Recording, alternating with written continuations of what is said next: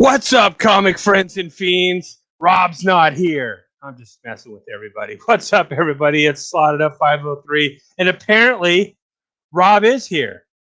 I thought Rob was Rob's actually, I think, doing the dad thing with your kids go off to college and stuff, which is something I will have to do in the next few years. So yeah, he is away. But while he is away, we are joined by the very special guest, Mr. Gary B. Good evening.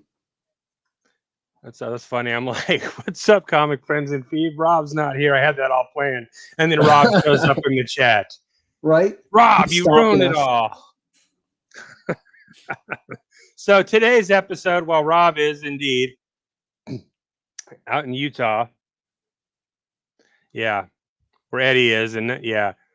Make sure Eddie doesn't find you, Rob. He'll talk your ear off. Maybe invite you over for an interview or something. So today's episode, guys, is a little different. We're just going to talk mystery boxes. We're going to talk why we buy them, why we started buying them when we first started buying them, what do why we are buying them now, and if we're even buying them now, which I slowed down a little bit. What about yourself, Gary? Oh, absolutely. I barely buy any now. And most of the ones I do buy are from people on Instagram. Yeah, I'm kind of the same when it comes to that. Before we get into that, though, let's say hi to some of the people in the chat. What it do, Pikachu? Mr. Sean sold twice. Mr. Chep Getler. Look at this. Rob got handsome since he last saw him. Oh, look at that. And we got, there's Rob again. We got James Willie. What is up, James? Shop for Comics. Joe, what is up, my man?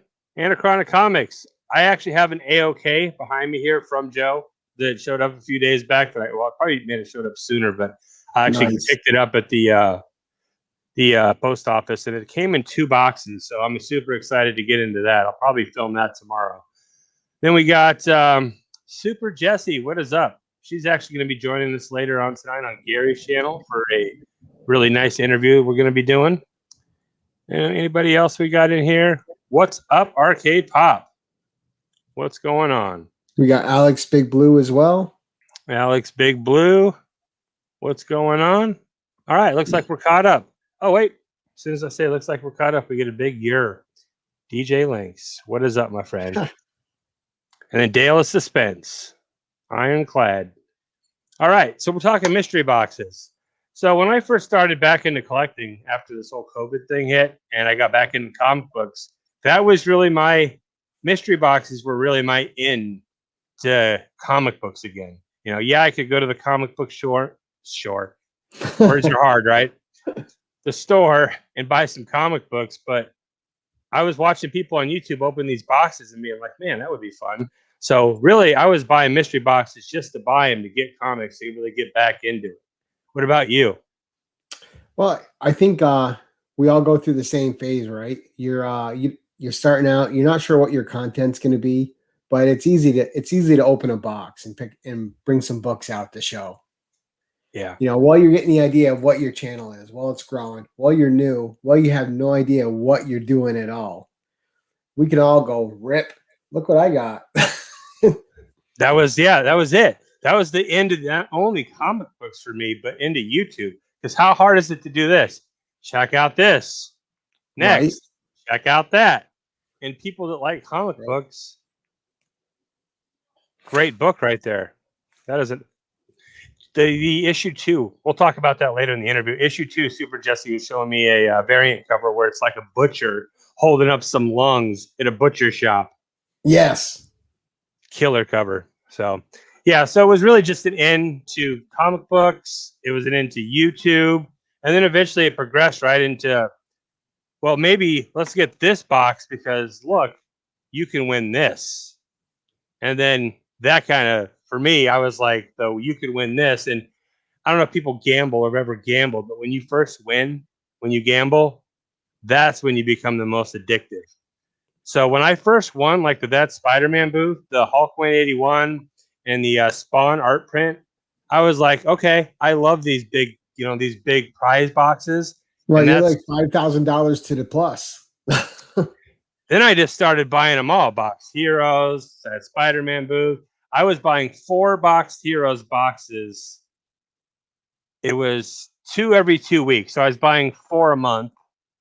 And then I was buying 2 that Spider-Man booth, Insta Mondays, 2 to 4, depending on the week, every week. And then I was buying, the V boxes. So it was getting to the point It's a where, good time.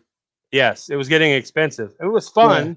I got a lot of books and I built up my collection. But now I've gotten to the point where just because it has a prize, is it a prize that I want? Is it, now that I've been doing it a little bit longer, I kind of know what boxes have what as far as the big companies. So Right. And it's easy to tell once you've been buying them for a bit, yeah, or you've been so watching other channels open them. Because it's the same with me. Like, everyone buys that Spider-Man booth at the beginning. Everybody buys Boxed Heroes. That's when you don't know about any other boxes that are out there. yeah, And they have a certain guaranteed value to them that make them a safe buy as well. And if you take a chance off someone you don't know, there's no guaranteed value there. Well, like you said, I haven't got that Spider-Man booth box in a while. Not because they're bad, but you know, I was giving away most of the box. They're all just A-OKs. Anytime I got uh, Dark Knight's Death Metal, anytime I got Venom, it just, here you go, here you go, here you go. And keeping maybe one book out of my PC for my PC that I wanted. And I was enjoying the Boxed Heroes a bit more because I like the old goodness, but that kind of changed with the new way. yeah, Because when I'm buying them, the one thing I don't want is I don't want new releases. yes, Why I don't understand the new release boxes, and that's why I did mainstream for a little bit, and then I just cold stopped them because every time you got one, new releases that month. Well, I go to my LCS every week. If there was a new release I wanted, I bought it. And if you gave me one that's in my box, well, then I didn't pick it up because I don't read it and I don't want it. So I tend to stay away from the ones that have new releases. I want the older goodness. I want some 70s, some 80s, even some 90s books. But I don't want anything from the last couple years at all. yeah. And I've also, like, for me, I've gravitated more towards, like, I'll still periodically, like, that Spider-Man booth, I'll still buy their boxes. Like, if there's prizes, their weekly prizes on their version 2.1 boxes or something I really want, I'll hop in on an Insta Monday and I'll buy some boxes because, he gives away some killer stuff on top of those boxes, you could win. And that's Absolutely. the addiction of maybe I could win something as well. But when it comes to the mystery boxes I like now, it's mostly Instagrammers. It's other collectors. It's the smaller guys. Like, when Taylor Winder drops a box, I bought it. When DJ Lynx dropped his first box, I had to have it. When Average Will was doing his little, when they were doing the auctions and he was doing his little $25 boxes, I was buying a bunch of him from him. Just Adrian APM. That dude makes one of the best, if not the best, curated mystery box. Right. And And that's they're what like I, double value every time. yeah. And you're getting books that you're going to keep in your PC. That's what I found with Instagram mystery boxes, as opposed to, not like I said, I'm not trying to put the bigger companies down because I still buy them and I buy them for a completely different reason. But if I'm going to buy, mystery boxes that from someone on Instagram, I already know that there's a good chance that I'm going to get a lot of keepers in those boxes. Like Jimmy, our buddy Jimmy Don, his mystery boxes. How many keepers did we each get in ours? And I think Right. we each sent some to CBCS as well for signature Oh, I verification. sure did. And another thing too is that people don't think about when you're buying from those big boxes, and this is something I think about with when it was with every purchase. So I buy one, there's 250 that go out. Well, I got a 1 in 250 chance. That's not that great a chance. You're going on Instagram, you're buying from these guys. They're doing 15 box runs or 25 box runs, anywhere between there. Your chances of getting something are really good. Granted, it's not going to be giant size X-Men 1, but it's gonna but like when I hit that grand prize with the Yeah Man I Got Comics box by Eric, and I got that the Spidey 4, the first Silk, that was a good 9.8. hit. And I got a 9.8. I set it out and hit a 9.8 on it. Yep, just And like that's my just something that's going to keep climbing, and that's out of a $45 box. yeah, same with my TMNT Adventures #1. That came out of the Fletch's first round of mystery boxes. And I got one from him, and those were really good. A lot of old goodness, all old goodness. Yeah, and I think that was like a $45 or $50 mystery box. So for a $50 mystery box to get books like we got, that's the difference, I think, with the Instagram sellers. Because, like, I've been buying a lot lately of Torpedo mystery boxes. I know, right? Torpedo. I bought but my first just watching what you guys are opening, because I was like, they had the Captain America 100, which is the first where he's actually in a solo title, and it changed over. And that's what did it for me, is the yeah, prizes. cool I was cover. like, oh, well, crap, I could win that. Right, and it said guaranteed value, $50 in books. Now, granted, you have to be smart about that too. All these different places, these big box companies, their retail values have been inflated. Yes. But are you going to get your $25 worth? Odds are yes. And then you got a good raffle ticket. And that's the other aspect of this. Some people buy these for the raffle ticket of it. People like me, I'm not so much interested in a raffle ticket. I'm interested in getting something I might not find around here locally. So something I can get that's cool, that'll fill the hole. But the raffle ticket, that's a big deal for a lot of the bigger channels. Not even bigger channels. I mean, it's a big deal for me. Like, right. Once you've won something, or once you win anything, that first big win, and you're just like, wow, I can't. What is Anachromics? Let me read this one real quick. Yes. Absolutely. And that's the other thing too, though. Like these big box stores, people don't realize. Everyone's like, oh, you got to charge this much. You don't. When people buy collections and shops buy collections, it's usually they buy it at a third of the value or less of what the collection is worth. So if you got a $3,000 collection and that you're selling, then they're probably going to pay $600 to $800 for it. They got 2 books out of that collection that pay for it. All the rest is gravy. And if they're putting that in boxes, everything they're bringing in is pure profit. Oh yeah, because most shops and most people who buy collections, they buy a collection with 1 or 2 books in that collection, paying for the whole thing. Yeah, that's the thing. You're digging through the collection. You're looking for those big key hits. Do we got a guest appearance on the show? Okay. Yeah, Xavier. Sounds good. Sorry. That's okay, buddy. Nobody wants anything first until I'm live. That's yeah, but most like these it's like I was talking Adrian APM, like, and I like also what I like is boxes that do previews. Like if you can see what are some of the hits that you can get, right? Like Jimmy Jams. Yes. Versus, here's a box, it's got guaranteed value in it. Well, does it have guaranteed value, but is there anything I want in it? That's the big question. And even his box, I hit that grand prize. It was a 20 box run, and I 3 great grand prizes, and I got the first run of Savage She-Hulk with the grand prize, and that was out of $45, and I get the whole run of She-Hulk, Savage She-Hulk. You can't beat that for the price, man. And for the reduced odds to win, it's great. You're in there at low cost, and you have a chance to win something nice. Question: when it comes to, I've noticed a lot of people started doing this. The GP is raffled at the end of the boxes being sold. What do you think about that versus the GP being in someone's box? I like that better. I think it works better for the low box runs. So if you're talking like a 250 to 300 box run, then put the GP in there. But if you're selling and you're only doing 15 to 25 boxes, I think it's better to do it that way. Everyone's going to get a decent box, and then you get everyone collectively turning up to watch to see if they win.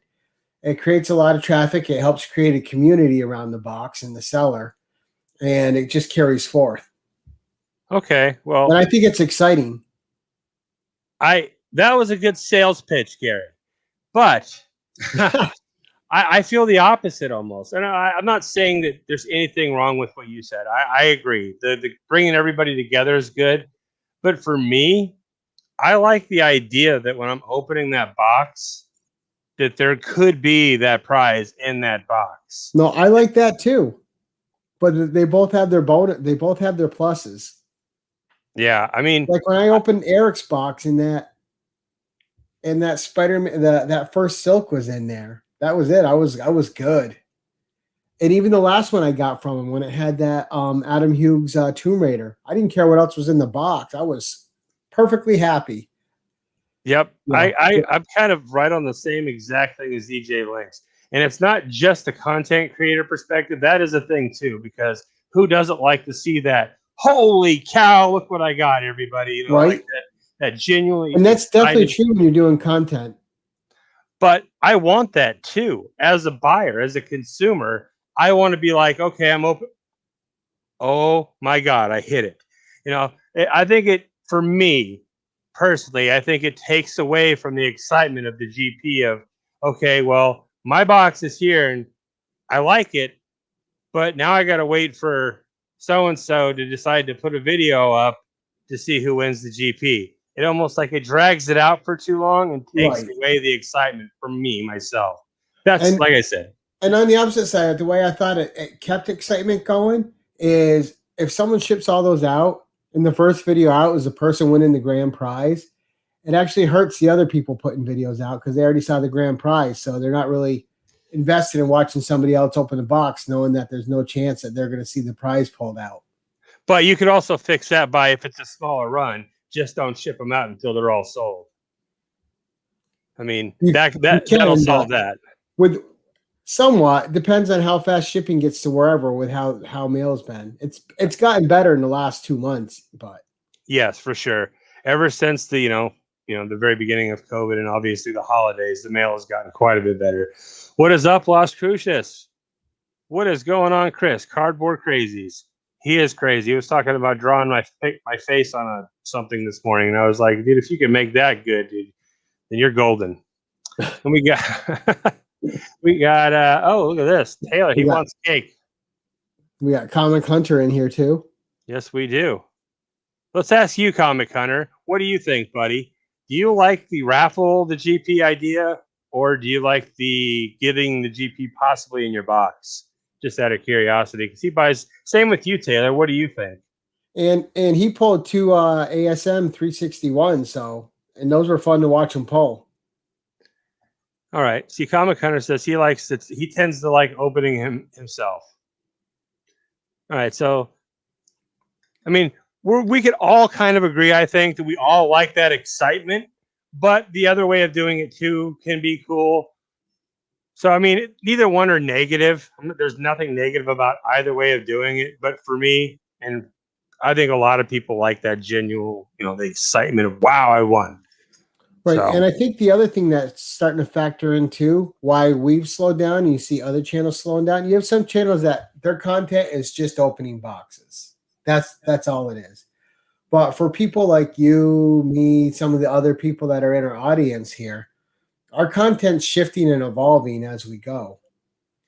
So you're going to have your favorites. You're going to have, like I still do the Comic Town 101. I love those boxes every month. I know my values there with the exclusives, and you get a chance at the big books, like you said, you can get a big prize. Yep. But we're going to be getting one of those this month, actually, because of the Something Is Killing the Children exclusive comic. See, like, that's what I'm looking at. Like, there's a book in there for sure that I want. Right. Now, if it had been a Batman book, I would have just let you buy the box and send it to me.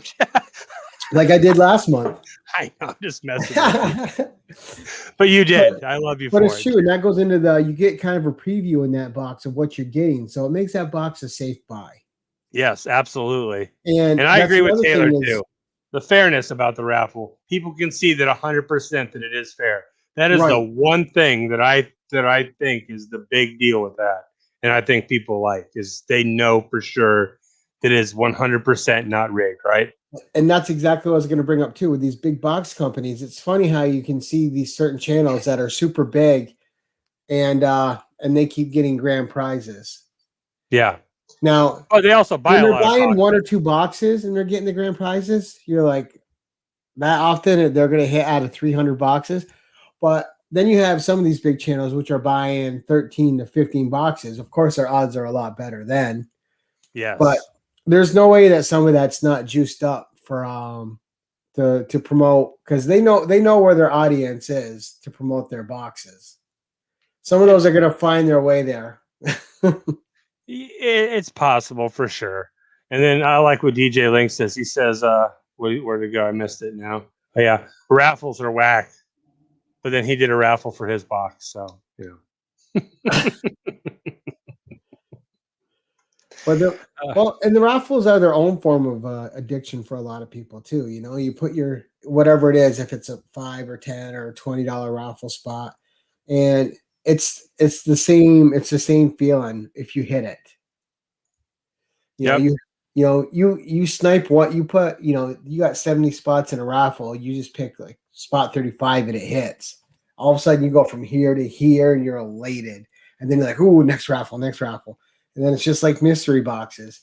All right, then you lose 5, 6 times in a row, and you start slowing it back down. See, I've only done a couple raffles ever. I did the one where I won that Joker, whatever the Three Jokers book was, whatever, and then I entered a couple other ones, and that was it for me. Like the whole minis, to spend money at a chance, that is ridiculous to me. But that's my opinion. Right. Like the people that buy Taylor, the people that buy the minis and stuff. What are you guys doing? Just buy a spot in the main raffle. Stop being cheap. Right. And then you're going for, and a lot of them I don't even look at because they're all Venom books and I don't care. But if you got a Grail up like an ASM 194 and it's a first appearance of Black Cat, I'm going to take a chance on that because I have that book, but I have that book in like a 4 or 5. I'll take a chance at a higher grade of that. Yeah. No, I get it though. Like it's an addiction. All this is an addiction. I mean, comic books is an addiction, and buying raffles is an addiction, and buying mystery boxes is an addiction. But yeah, it's all a rabbit hole. With the expensive big boy boxes over the little boxes is and that's dependent upon the content creator, right? If you're buying those big boxes, those bring in a guaranteed amount of views. They just do. So if you're opening those on your channel, you know you're good for a certain amount of views. Yes, and then you for got sure. people like myself where instead of buying that big boy box, I'm going to go put that into a Grail book I've been wanting and cross that Grail off my list. And there's nothing wrong with either approach. It's just what you personally want. And once it gets to the big boy values, if I have that money, it's going towards a Grail that I'm bringing home that day or getting in the mail. Yeah, I've been thinking about that too. I've been thinking, I spend a lot of money on mystery boxes and stuff like that. And if I just took the allocated budget I have every month for just mystery boxes alone, not comic books, just mystery boxes, if I took that budget alone and set that aside every month, dude, I would have a hell of a stack of Grails back there. But I think it's really just, I like doing the content. I like the excitement of opening the boxes. That's fun for me, but I think it's all fun on for what you everyone. like. Not knowing what's in there it has its own little addiction, its own little high. When you're looking at that box, like, oh man, what if? It's the what if factor. It gets everybody. No one's immune to it. Endomorphins are going in your brain. They're like, oh, here we go, baby. Look at DJ when he gets some of those boxes sometimes, like those $350 boxes. When we open those big boxes, we're like, we're excited because, damn, we spent a lot of money on this box. Right. We want to see what's in it now. So, yeah, that's a lot of fun, too. And I think you and I perceive value in a same way with some things. Like I could pull a $300 slab like when I got that Avengers one. It's a great book. It was a 9.8, but it doesn't do anything in my PC because it's not what I collect. So it doesn't really have that value for me. Like if you or I pull a Venom slab, it could have 12 signatures on it and be worth $1,000. To you and me, we're like, Yeah. I'll trade that for something else of lower value just because it fits my PC and that book's gonna make me happy. Yeah. But then, yeah, we all like things for different reasons. Like, like DJ's kind of with me when it comes to, buying the boxes, just to buy it for the fun of it. You're not buying the books per se. You're buying the adventure of opening, the adventure that Jimmy Don hates, the opening of the box. And Oh, see, I like when DJ gets a T-shirt because I want to see him throw the T-shirts. I don't want. I want DJ to start ordering 3X if he doesn't like T-shirts. Come on, DJ. Right? He gives them to his daughter. That's even better. Yeah, my daughter's got all my old T-shirts. My daughter's got all those too. So I completely understand giving your clothes to your kids. So, right. What we got here? Comic Hunter. Yeah, you have to have a Taylor mindset where if you get a book that you love, great. But if you have to accept the fact that you might have to sell some stuff to get into, Taylor put out that video how to sell and flip that Spider-Man booth boxes and make that work for him. Dude, kudos to you, my friend, because I got boxes and boxes and boxes of books back here that I go, meh, I don't want to take the time to put that thing on there and maybe get $10 for it. Call it lazy, I guess, but I do need to start selling some books. Ask Super Jesse, and I am going to be I'm going to be doing an auction here coming up soon. So other than that, and that's the thing too, what are you going to do with all the books you get that you don't keep?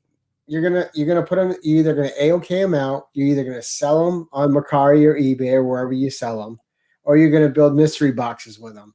So a lot of things I'll avoid. If I see someone selling a box, I know it's all that Spider-Man booth books that they don't want, or Frankie's Comics or whatever it is. It's those variants that I don't want. I'm not gonna buy those boxes because I don't want those variants. Taylor. Make it sound so damn easy. He does it while he's watching Star Wars: The Clone Wars. He's just on his phone.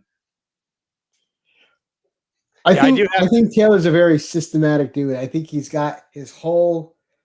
He's too good at it to not have a good system.